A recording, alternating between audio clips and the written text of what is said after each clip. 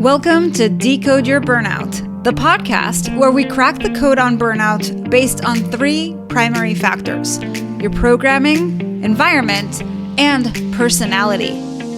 We also feature experts who debunk the myths about what it takes to be successful in their industry and spin those tips to fit the workplace so you can optimize the way you work.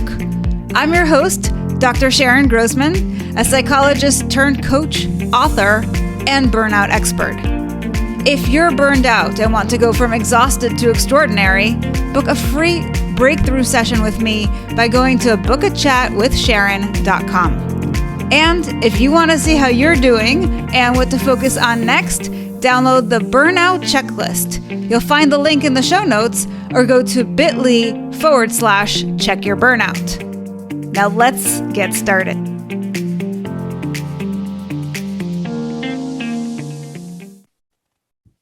Hello and welcome, Decode Your Burnout fans, to another episode with me, Dr. Sharon Grossman. And today I have a special guest.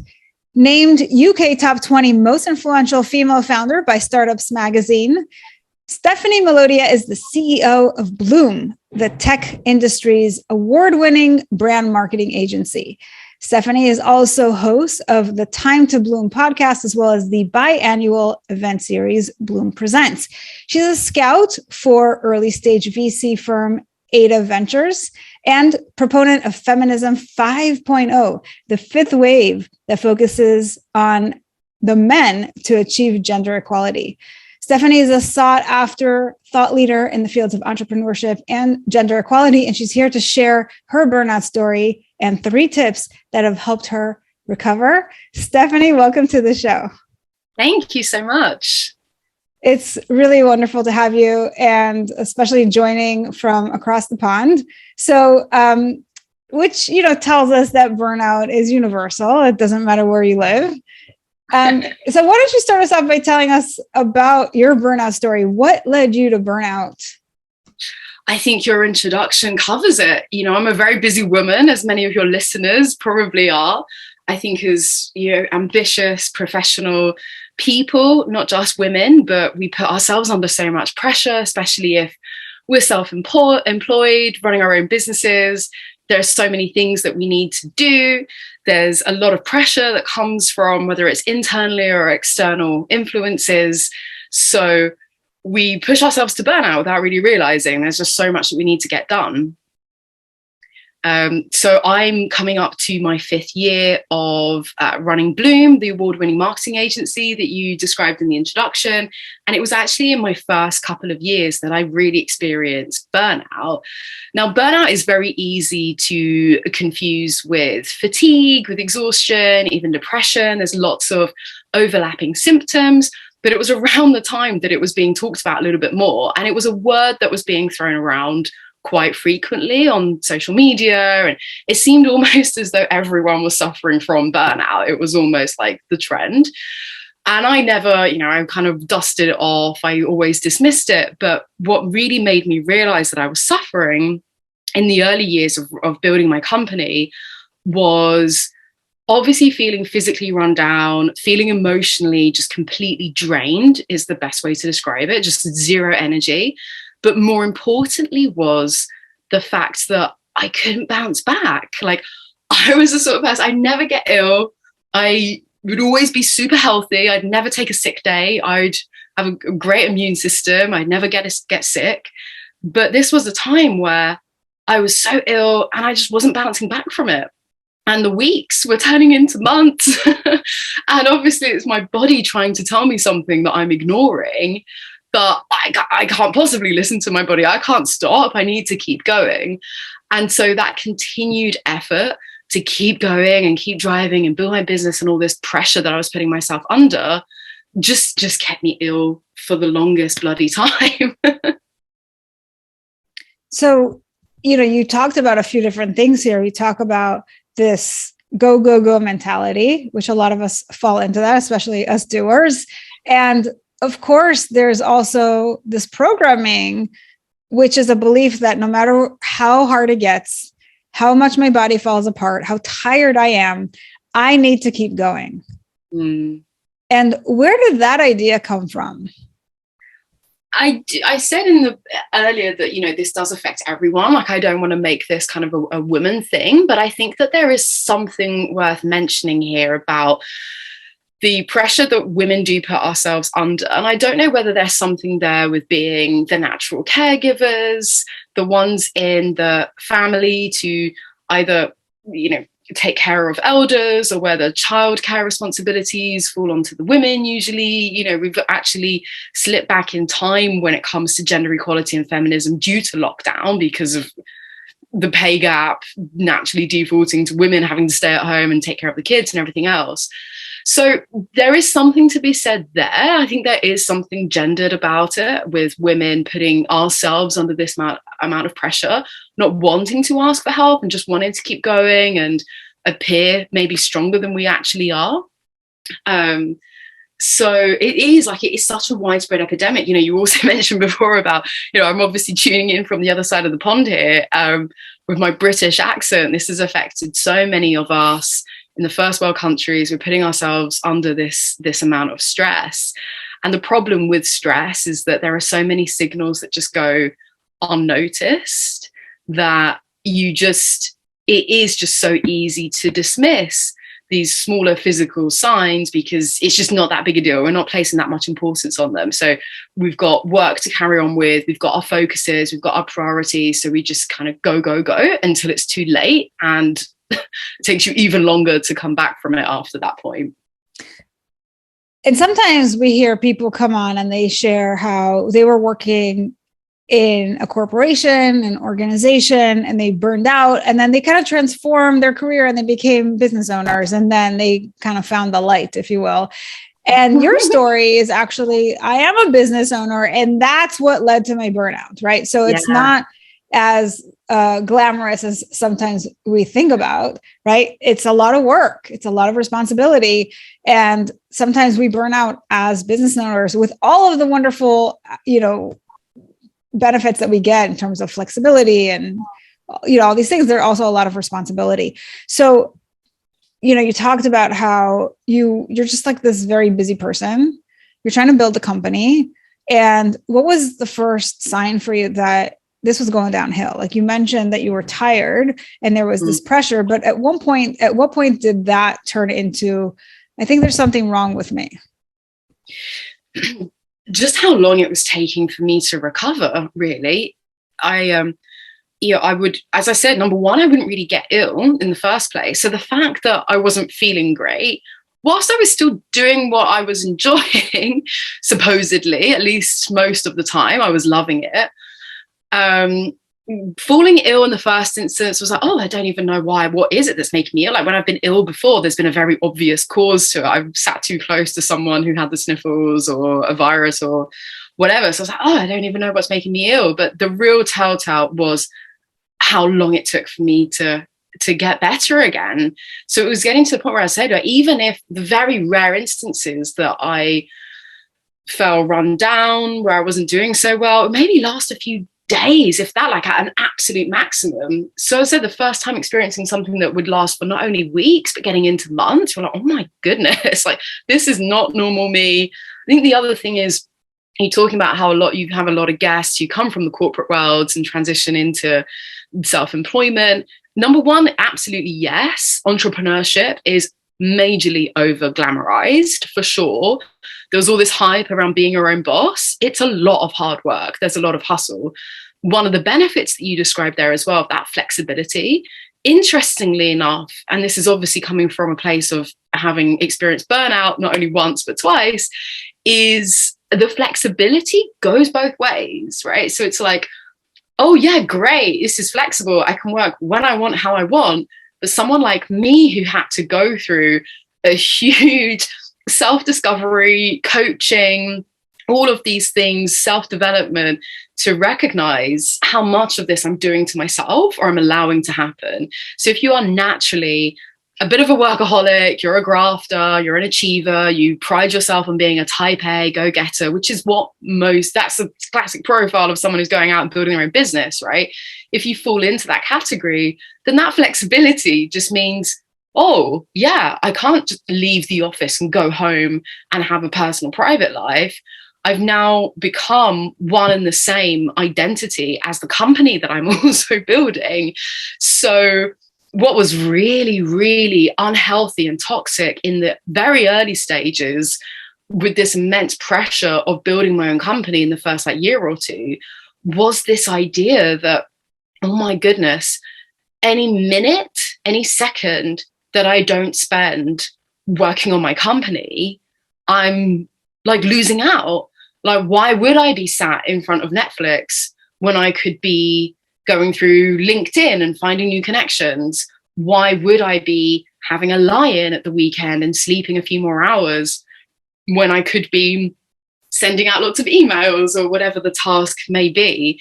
So that was a super dangerous thought pattern that I was having, again, in the very early stages, very self-destructive, which sometimes you just have to, you go through what you grow, or what's the saying? So you grow through what you go through. So I had to experience this. As I said, I went through burnout once, and then a year later, almost to the exact day, I experienced it again. But this time I could recognize the signals a little bit earlier on. I thought, oh my goodness, I'm just not helping myself here. So after you experienced burnout the first time, what did you do to recover? And how did that differ, if at all, from what you used the second time around? That's such a great question. So I think in both instances, my physical body was vying for my attention. So in both time, the first time was eventually giving in to my body and what my body was telling me. So the first time was oh my God, eventually resting, taking it easy. And it's well, I might get a load of hours sleep one night and then think, okay, I wake up fresh the next day and I'm fine. So it's a huge lesson in patience, because it's well, you need to do that quite a few times, take a proper break, have a bit of a detox, go back to the basics of eating right, getting enough rest. It's almost this separate entity, my physical person, that I have to take care of. So I said it was the same thing both times. It was just, it took me so much longer to realize those things the first time around. So that's actually an important point, that while it's not great to experience burnout more than once, it's plenty to have it just the one time. But the benefit is that you're now familiar with it. And now you know, oh, what I'm experiencing right now is burnout. So I need to do the thing that helped me last time. And so it sounds like a tip for somebody who's experiencing that now is that you take care of your physical body, that if your body is sending out those signals, that you do something to take care of your needs and recover your energy to make sure that you don't deplete your battery. Okay, cool. Absolutely. Anything else that was helpful? Yeah, absolutely. So that was very much step one. That was almost damage control, which is I need to just get my physical person replenished, recharged. And then the next thing was a real coincidence of the timings, where we subsequently went into lockdown. So my burnout story is from a few years ago, as I described. I would say maybe 2018, 2019. They were within kind of a year of each other. We then went into lockdown, and it nicely coincided with one of the coaching programs that I signed up to. I worked with an amazing executive leadership coach called Rena Dial. Shout out to her. She was amazing. And we went through a lot of different exercises. And my goal working with her wasn't necessarily to not burn out again. It was more feeding into my workaholism, with wanting to be better. And I almost didn't know. It was my first experience of coaching. So I really wanted to see, how I could get even better. But we went through a few different exercises, and two in particular were such eye-opening moments. One was the Wheel of Life, where you literally draw out on a piece of paper all the different aspects of your life across friends, family, work, hobbies, for anyone who isn't familiar. And you basically give yourself a self-assessment, a scoring out of 10, how you rank, how you're currently doing across these different spectrums of your life. So the idea is, will never be 10 out of 10 across everything. There'll be a bit of balance, but it just gives you a good overall perspective as to how you're doing. So I rank pretty highly across everything except for the category that was called fun, which I'll pick up on afterwards. Is a bit of a story there. The second exercise was, again, I highly recommend the Clifton Strengths Assessment, which is by the research company Gallup. Was super insightful. It's like an hour test. You pay for it. It's not like a free BuzzFeed quiz or anything. It's a real kind of proper serious assessment. And it's all about looking at your natural strengths and where you're potentially overplaying or over abusing some of your natural strengths, or where there's maybe some opportunities to brush up. So the result of this Strengths Finder test, or the Clifton Strengths, which was what it's now called, is I rank extremely highly on number one, what they call the achiever, and number two, what they also call activator. And what this means is achiever, as it sounds, is very much about getting shit done. Apologies if not sure if I can cuss on your podcast, yep. But it's all about making things happen, getting things done, which I've always known that about myself. I always tell people, if you want something done, you come to me. And the activator is all about getting things started. It's all about the activating. So you've got the activate. I'm a woman of my word. I always say, if I say I'm going to do something, I'm going to do it. I activate and I achieve. So what this means also with the absolute bottom one was called restorative, like right at the very bottom of everything. This deadly combination is a fast track to burnout, because all I wanted to do was, my life has basically been in pursuit, personal, business, in pursuit of making the activating and the achieving even more efficient and faster and better every single time. So anytime I start something and finish it, I want to do it better and quicker and more efficient and faster every single time. So even if I switch on the kettle to boil, I could be doing something in that time while I'm waiting for the kettle to boil. Like, I'm not just going to stand there and wait for it to boil. So ridiculous. So that was like, oh wow, okay, yeah, this definitely explains a lot. And then going back to the wheel of life with the fun spectrum on this diagram, the conversation I had with my coach was, well, what do you do for fun? What do you enjoy doing, like, outside of work? I was like, oh, I genuinely love my work. Like, I have fun doing what I do. That's why I built a company around it. So I maybe there has to be something outside. There must be something else. And I kept it was a bit of back and forth. I was like, I really do love it. I don't know. It was so impossible for me to answer like what I did just for fun that had nothing to do with work. Anything I was saying was still work related. And she pushed me. And eventually I came out with, actually, yeah, like I do love visiting museums. I come from an art background, like going to galleries, and suddenly I could start thinking, and like drawing and painting. I haven't done any of that for years. So I started coming up with some things. And she said to me, she was like, this is like going to the gym every single day and it only ever being leg day. You're only ever exercising that one part of your body, which is not the key to overall fitness. The same with your mind. You need to exercise different parts of your mind. You're going to the office and you're doing leg day every single day. And so with her knowing that I'm such a workaholic and such a grafter, she understood that she needed to appeal to those parts of me. So in the past, I'd always have friends and colleagues and family be like, Steph, come out, we're going out to party. And I'd be like, no, I'd always be the last one in the office. And they'd always be like, oh, no, have fun. They'd think it's something else. I'm like, I'm actually having fun here doing this. So she knew how to appeal. So she was like, if you take that time out to go to a gallery or a museum or get the paintbrushes back out again at the weekend, it makes you better at your day job. So that was the way that she sold it into me. That was how I needed someone to help me get the penny to drop. Like, I'm not going to go and do something just for fun. I'm going to do something so that in an indirect way, it does make me even better at my job. Which is brilliant, right? And now the question that everybody's wondering about is, did it in fact help you? And if so, how? Yes.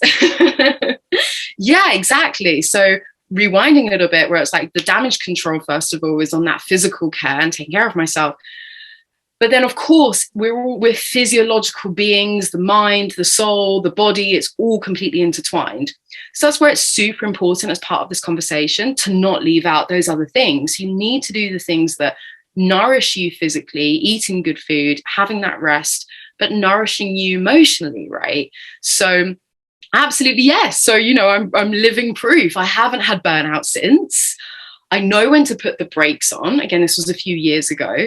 We had lockdown and the business exploded, so I could have gone into burnout once again. But I've learned the hard way how to put the brakes on, how to have fun just for fun's sake, and how to mix up and like get that variety going in. Because especially if there are many business owners listening to this as well, not only are you damaging yourself physically, emotionally, mentally, but you are developing resentment to the business that you're building.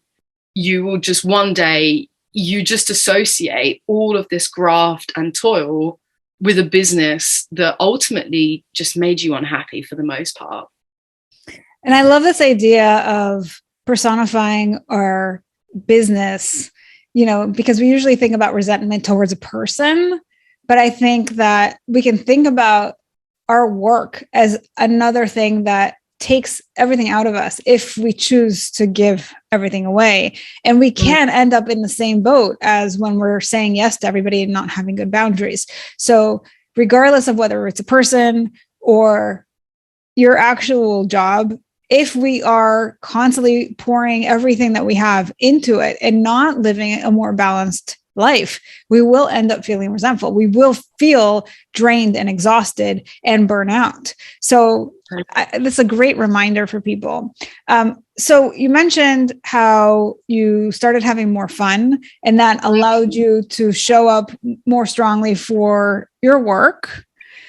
Is there a specific example that you can share? Yeah, and a very recent one, actually. So I was just mentioning that we had the Easter bank holiday over here in the UK. And so just yesterday, I had booked tickets to visit a Walt Disney exhibition at the Wallace Collection, a museum here in my favorite city in the world. Oh my goodness. It set my heart on fire. I could feel my soul.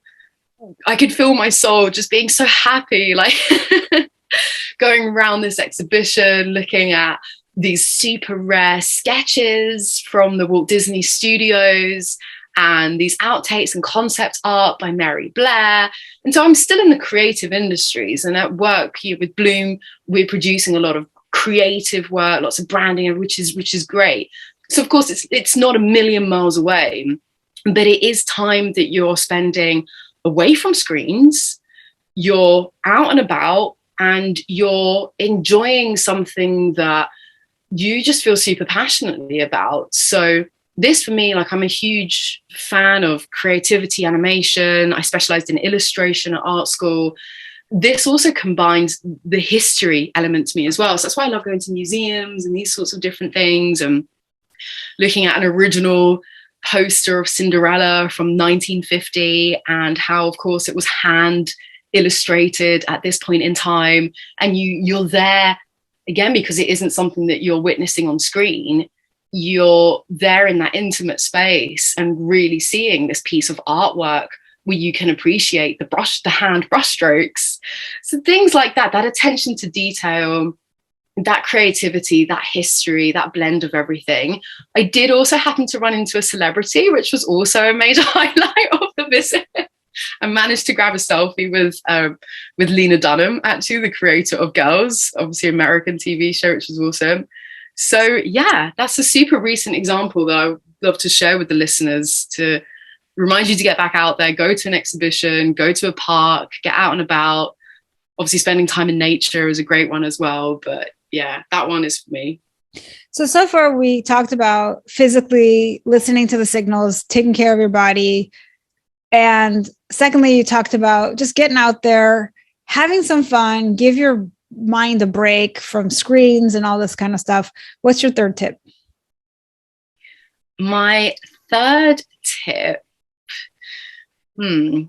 so I guess it's more on the mental side of things. So having experienced burnout, not only once, but twice, and actually having loads of fellow founder friends also burn out and seeing this huge epidemic, I read into this further and attended a few kind of webinars and interesting sort of classes on this.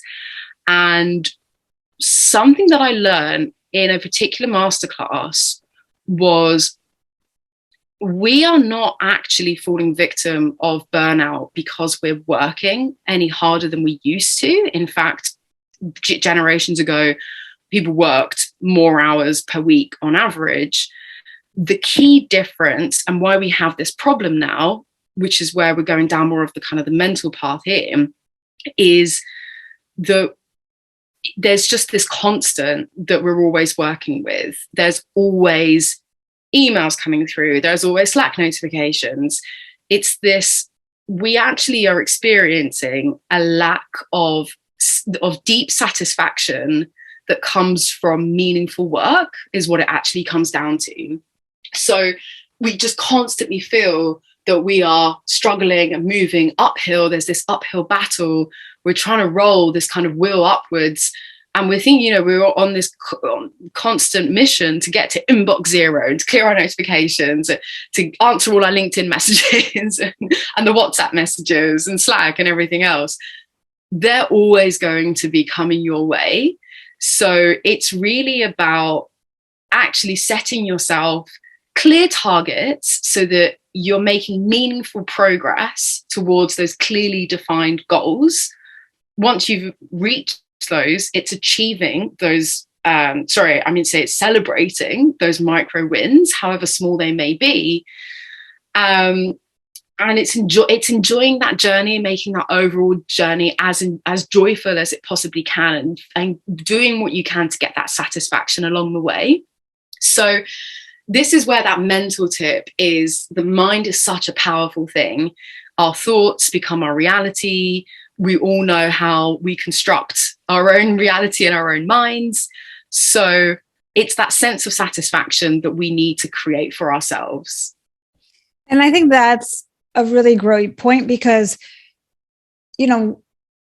our job can be all different kinds of things. There's different reasons why people burn out, but it's our responsibility to make fun, to incorporate fun into our lives. And it's funny because I was just doing a corporate training for a bank and I was looking at their values and they have 8 values and value number 8 was have fun. And I was like, great that it's a value. And it's also the last thing on the list. Right. And so I think there's definitely more room in the discussion for companies in general and for us business owners to think about how do we incorporate more fun, because that's the thing that breeds creativity and allows people to improve on their performance and to really avoid burnout, right? When you incorporate fun, like you talked about how, and this is kind of an interesting point, you talked about how much you loved your work and how you couldn't even come up with a hobby. And now you're this person who is going to galleries and going to museums and doing all these fun things. How do you feel different from I'm sure there's people listening now who are where you used to be. We're like, but I love my work. Like, this is my passion. I don't need anything else. What would you say to them? Put the brakes on. I know it's so hard. If you're anything like me and such a type A achiever, workaholic, you owe it to yourself, because the funny thing is, you're talking about the corporate training and the work with these other companies. If you think about it, everyone else in your life, especially when we think about work, your manager, for example, they want you to do a good job. They want you to perform well. They don't care when you become an adult, they don't care if you had breakfast that morning or that you got a good night's sleep. The best managers, do obviously care about employee well-being, but ultimately it's not their responsibility. They may care about you in that sense because they want you to be performing your best, but that's the ultimate goal. They're not your mom anymore, right? So unless you have people around you who really do take care of you for you, ultimately it's still number one. You've got to look out for yourself. There's no one else there to tell you, come on, like skip that one more episode of Netflix, go to bed a little bit earlier instead tonight, make sure you get a good breakfast. There has to be that voice that comes in, because again, it will just lead to burnout, and it leads to resentment. As much as it's exciting you at the moment and you're getting passionate about it, just rein it in before you juice it all out. You've got to make sure that you can run your business sustainably, scale it in that sensible way, because as the founder of the business, especially if this is business owners listening now, you are the business's number one asset. So I think that's another helpful thing as well. If we still, self-care isn't selfish, but if a lot of us still feel like it's selfish to do some of those things, then maybe there's a bit of that mindset shift as well. Maybe it's thinking about, I'm not taking care of just me for me and myself because that just feels too selfish. I'm taking care of me as the company's number one asset. So it's almost thinking about yourself as, this is the company CEO, this is the company director. What would you do to take care of them almost as a separate entity? Because again, it just links back slightly to what we were saying before, whether there is some of this gendered kind of philosophy around it. Women naturally tend to be the caregivers. So if it's easier for us to think about caring for others, then there's a little bit of that playful mindset shift that you can do to help. Yeah. And it is definitely a mindset shift. I know earlier you talked about that fear of missing out, the thing that kind of drives you to really do more as opposed to pull away. So you mentioned the physical tip, the idea of, having more fun, having more hobbies in your life, having more of that, the things that really light you up. And then the third tip was really about mentally looking after yourself. And what are maybe some ways in which you did that? How do you take care of your mind? I guess, for me, it's about, again, like a bit of that shift in the mindset of just knowing that, would I rather have this short-term gain acting like an overexcited puppy with work all the time versus taking a longer-term view on my business? Yeah, I don't run a company that I was, meant to pump up as hard as I could and sell it 6 months later. This is my main source of income, and I'd rather do this than anything else right now. And I've been doing this for 5 years. So there was that kind of that mind. It's more of a mindset shift, I would say, on the mental kind of side of things, with just, as I said, going through that coaching experience, some of those programs, a lot of that self-education as well, right? Like I was saying before, like reading up, attending some of these webinars, the more you understand why it's happening, what you can do to combat it, firstly diagnosing, again, whether it is burnout, if it's something else, again, it's very close to fatigue, exhaustion, depression. Mm-hmm. Once you know the cause, you can do something about it. So again, it took a couple of times for the message to hit home for me. It wasn't enough to go through this once. I think it was having gone through it a second time where it was just enough for me to realize, okay, I can't, if I keep doing this and this continues to be an annual pattern, then forget about myself. My business is never going to grow because the founder of the company is going to be out for a month every January. Absolutely. So you've talked about some really helpful tips, and thank you so much for sharing all of that. If somebody is listening to this and they really want to reach out to you, Stephanie, where's the best place for them to go?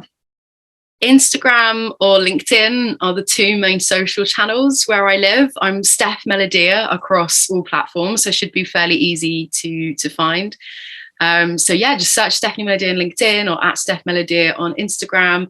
Depending on whether you want to see reels of my boyfriend cooking or useful business content, you can decide which platform you want to follow me on. There you go. So depending on whether you're in fun mode or work mode, you've got options. So that's exactly awesome. So, today we are talking to Stephanie, who is a doer. And I'm hoping that if you're listening to this and you recognize yourself in her story, then we want to hear from you. And obviously, regardless of what your personality code is, my goal is always to spread the word that burnout is a unique experience, and that by decoding it, you can find solutions that are equally unique to you. I'd love for you to help me spread this message by subscribing to the show on Apple or Spotify and leaving us a review telling us what you think, feel, and do differently because of the show. And if you're watching us on YouTube, you can also leave me a comment or questions to answer in future episodes. And please recommend the show to anyone you know who is struggling with burnout. I'm always here to take requests and answer all of your questions. Burnout is an important topic, and it shows up differently for different people. So always love bringing on new and exciting guests, different twists and turns in the burnout world. And stick around. I'll see you back here next week.